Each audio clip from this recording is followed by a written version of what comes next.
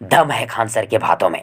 दोस्तों, आप लोगों में से कईयों को बहुतों को ये बात मालूम होगी कि ट्रेनिंग स्टार हिट मशीन दबंग सरकार खेसारी लाल यादव जी एनटीपीसी के छात्रों के समर्थन में आए थे और हैं। साथ ही खेसारी लाल यादव जी ने एनटीपीसी के छात्रों को हक दिलाने के लिए पटना के और पूरे भारत देश के फेमस टीचर खान सर के साथ खड़े थे और खेसारी लाल यादव जी के छात्रों के प्रति प्रेम भरा लगाव देखकर खान सर ने खेसारी लाल यादव जी को लेकर बहुत बड़ी बात बोल दिए। दोस्तों, खान सर बोले अपने कोचिंग में बच्चों को पढ़ाते समय कि ससुरा बिहार में बड़का बड़का नेता सब स्टूडेंट्स के पक्ष में कुछ भी बोलने का हिम्मत नहीं जताए, नहीं दिखाए।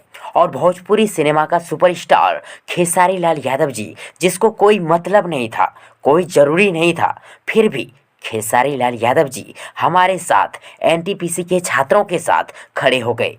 खेसारी लाल यादव जी का दिल बहुत बड़ा है, बहुत ही बड़ा है। इसलिए खेसारी लाल यादव जी भोजपुरी का सबसे बड़ा सुपरस्टार बन गए हैं। देखिए, भला करने से भला होता है। खेसारी जी ने मेरा दिल जीत लिया।